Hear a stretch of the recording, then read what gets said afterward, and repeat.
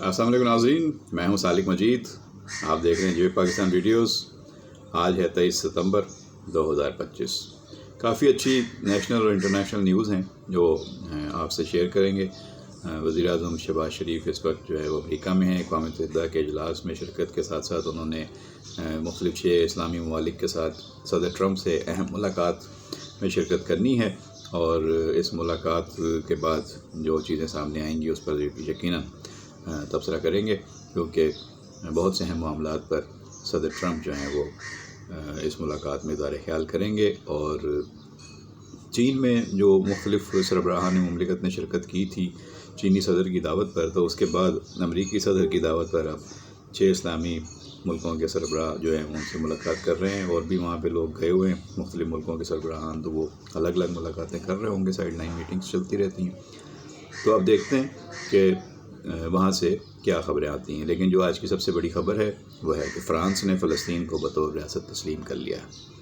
جی ہاں، یہ دنیا کی ایک سب سے بڑی خبر ہے. اور جنرل اسمبلی میں اپنی تقریر کے دوران فرانس کے صدر نے اعلان کیا کہ فرانس نے فلسطین کو بطور ریاست تسلیم کر لیا ہے.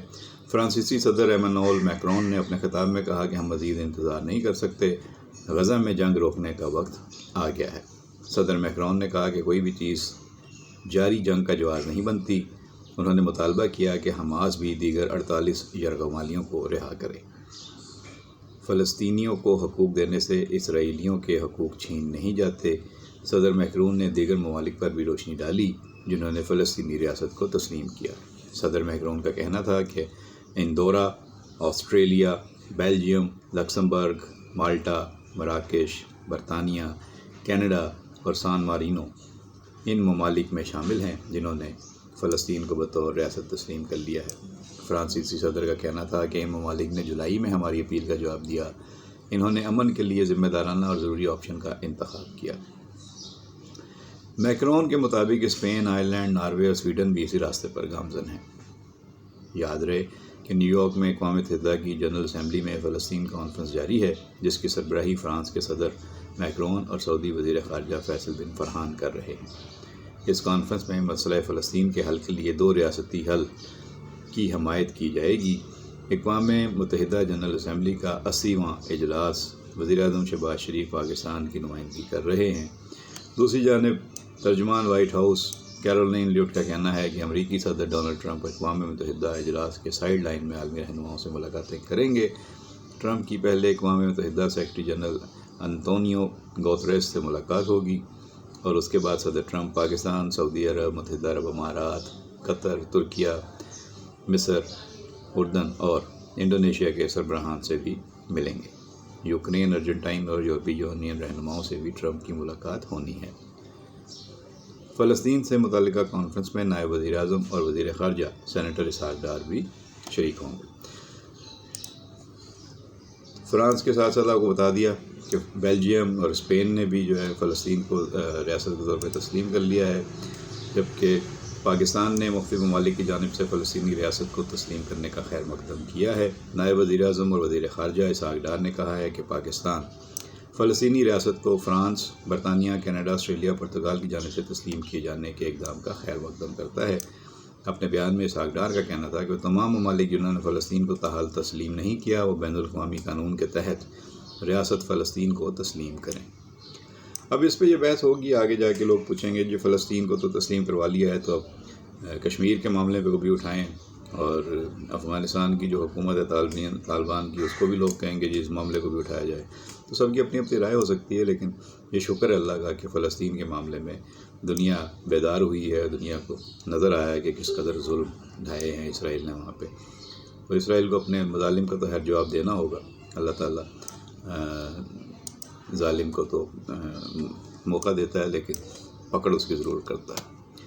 اچھا جی، اس وقت کوٹری بیراج پہ پانی کی آمد میں مزید اضافہ ہوا ہے. درمیانے درجے کا سیلاب ہے یہ، اور سندھ میں جو ہے وہ سیلابی صورتحال اب ویسے اتنا خطرہ تو نہیں ہوا. گڈو اور سکھر سے پانی گزر گیا ہے، وہاں پہ دریا میں پانی کی سطح نیچے ہو رہی ہے.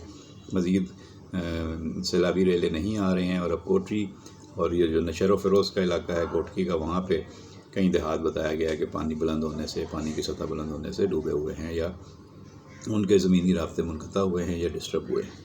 تو اب یہ آگے جیسے جیسے پانی ٹھٹھا کی طرف بڑھے گا، ایک طرف تو کل ہم نے بتایا تھا کہ کہیں جو جھیل میں پانی وافر مقدار میں آ جائے گا اور اسٹاک ہو جائے گا، اور کراچی والوں کے لیے خوشخبری ہوگی کہ وہاں کافی عرصے کے لیے پانی موجود رہے گا۔ دوسری طرف یہ پانی ٹھٹھا سے ہوتا ہوا دریائے سندھ کی طرف جائے گا، تو وہ جو لوگ اعتراض کرتے تھے کہ دریائے سندھ میں پانی نہیں ہے، اس کی وجہ سے زمین جو ہے وہ متاثر ہوتی ہے، سمندر زمین نگل لیتا ہے، کھا جاتا ہے، تو شکر ہے کہ وہاں تک اب پانی پہنچے گا اور وہ جو مسائل ہوتے ہیں سمندر آگے آ جاتا ہے، کم از کم سمندر آگے نہیں آئے گا، زمین بچ جائے گی۔ لیکن فی الحال وہاں پہ سیلابی صورتحال ہوگی، اور جب یہ سیلاب کا پانی اتر جائے گا تو بعد میں وہ زمین جو ہے وہ زرخیز ہو کے کاشتکاری کے لیے استعمال ہو سکے گی، ان لوگوں کو وہاں پہ کام آئے گی۔ سجاول میں کچے کے 26 دیہات زیر آب بتائے جاتے ہیں۔ ڈپٹی کمشنر کے مطابق 500 گھروں کے مکین محفوظ مقامات پر منتقل ہو چکے ہیں اور 4000 سے زائد متاثرین حفاظتی پشتوں پر بیٹھے ہوئے ہیں۔ اب یہ لوگ ان پشتوں پہ آگے اس لیے بھی بیٹھ جاتے ہیں کہ ایک تو جو اونچے ہوتے ہیں تو یہاں پہ وہ بچ جاتے ہیں، دوسرا یہ کہ انہیں اندازہ ہوتا ہے کہ جو بھی امدادی سامان آئے گا، کوئی گاڑیاں آئیں گی تو وہ یہیں سے گزریں گی، تو یہیں سے ہم ان سے امدادی سامان بھی حاصل کر سکیں گے۔ تو یہ بھی ایک دوڑ وہاں پہ شروع ہو جاتی ہے، اس میں کئی لوگوں تک پہنچ جاتی ہیں چیزیں، کچھ لوگ جو ہیں وہ دوسروں تک چیزیں پہنچنے سے پہلے ہی ان پر قبضہ کر لیتے ہیں۔ صدر ٹرمپ کا ایک بیان ہے، یہ میں پڑھ رہا تھا، حیران کن ہے، آپ بھی اس کے بارے میں سنیں گے تو آپ کو بھی آپ سوچ میں مبتلا ہو جائیں گے یہ بیان انہوں نے کیوں دیا ہے۔ وہ کہتے ہیں کہ دوران حمل ٹائلینول گولی کھانے سے بچے میں آٹزم کا خطرہ بڑھ سکتا ہے۔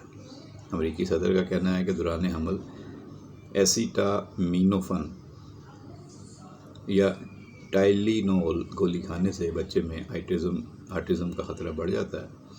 صدر ٹرمپ کا کہا ہے کہ انہوں نے کہا ہے کہ یہ اچھی دوا نہیں ہے، اس لیے FDA سختی سے ہدایت کرے گی کہ اگر طبی ضرورت نہ ہو تو حاملہ خواتین اس کے استعمال کو محدود کریں۔ امریکی وزیر صحت رابرٹ کینیڈی نے کہا ہے کہ آگاہی کے لیے دوا پر سیفٹی لیبل بھی لگایا جائے گا۔ امریکی سائنسدان اور ہیلتھ اکانومسٹ جیانتا بھٹاچاریہ نے اعلان کیا کہ آٹزم پر تحقیق کے لیے $5 کروڑ رقم مختص کی جا رہی ہے۔ واضح رہے کہ یہ دوا عام طور پر درد کے علاج کے طور پر لی جاتی ہے اور پاکستان میں مختلف نام سے دستیاب ہے۔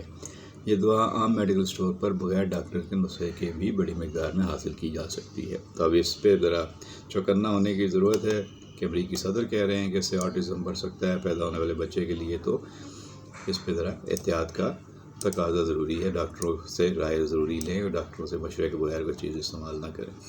اچھا، میکرون کے شکر گزار ہیں کہ انہوں نے فلسطین کو ریاست تسلیم کر لیا۔ یہ بیان سعودی عرب کا بھی آ گیا ہے۔ سعودی وزیر خارجہ فیصل بن فرحان نے کہا ہے کہ فرانس کے صدر میکرون کے شکر گزار ہیں کہ انہوں نے فلسطین کو ریاست تسلیم کیا۔ اقوام متحدہ کی نیو یارک میں منعقدہ کانفرنس سے خطاب کرتے ہوئے سعودی وزیر خارجہ نے کہا کہ خطے میں پائیدار امن کے لیے 2 ریاستی حل واحد راستہ ہے۔ دوسری جانب اقوام متحدہ کے سیکریٹری جنرل انٹونیو گوٹریس نے فلسطین سے متعلق اقوام متحدہ کی کانفرنس سے خطاب میں کہا کہ فلسطینیوں کے لیے ریاست کا قیام ایک حق ہے، انعام نہیں۔ تو یہ ہے صورتحال اس پہ چل رہی ہے۔ اور دوسرا ایک اچھا بیان انڈیا سے آیا ہے، اس کو ذرا سنیے غور سے۔ پاکستانی ٹیم سے ہاتھ نہ ملانا کھیل کی اصل روح کے منافی ہے، یہ بات کہی ہے سابق کپتان بھارتی کرکٹ ٹیم۔ کون ہے؟ آپ اچھی طرح جانتے ہیں، نام ہے ان کا اظہر الدین۔ تو بھارتی اپوزیشن جماعت کانگریس کے سینئر رہنما اور سابق کرکٹر کپتان محمد اظہر الدین نے بھارتی بلے باز سوریہ کمار یادیو اور ٹیم انڈیا کے رویے پر سخت تنقید کی ہے اور کہا ہے کہ حالیہ پاک بھارت میچ کے موقع پر بھارتی کھلاڑیوں نے پاکستانی ٹیم سے ہاتھ نہیں ملایا، جو کہ کھیل کی اصل روح کے منافی ہے۔ ایک ٹی وی انٹرویو میں اظہر الدین نے کہا کہ بھارتی کھلاڑیوں کو اپنی کارکردگی کے ساتھ ساتھ میدان میں رویے سے بھی دنیا کو مثبت پیغام دینا چاہیے۔ انہوں نے کہا کہ کرکٹ ہمیشہ دونوں ملکوں کے درمیان تعلقات میں کشیدگی کم کرنے کا ذریعہ رہی ہے۔ تو یہ اظہر الدین کا بیان آنا اس حوالے سے، بے شک وہ کانگریس سے ہیں لیکن انڈیا کے سابق کپتان ہیں۔ یہ وہی اظہر الدین ہیں جنہوں نے ٹیسٹ کیریئر کا آغاز انگلینڈ کے خلاف کیا، پہلے 3 ٹیسٹ میچوں میں 3 سینچریاں کی تھیں، اور پھر انہوں نے مشہور فلم سٹار سنگیتا بجلانی سے شادی بھی کی تھی، جو ان کی دوسری شادی تھی۔ اب مجھے نہیں معلوم اس وقت ان کی کیا صورتحال ہے، وہ شادی شاید ختم ہو گئی تھی بہرحال یا نہیں ہوئی تھی، اور اظہر الدین سیاست میں آ گئے اور کانگریس کے رہنما بن گئے، اور اب وہ اپنی ہی ٹیم کو بتا رہے ہیں کہ انہیں کہ میدان میں کیسا رویہ رکھنا چاہیے۔ تو اظہر الدین ایک بہترین کھلاڑی تھے اور ان کو ہمیشہ سے دنیا کے اچھے مایہ ناز کھلاڑیوں میں شامل کیا جاتا ہے اور ان کی رائے کو اہمیت دی جاتی ہے۔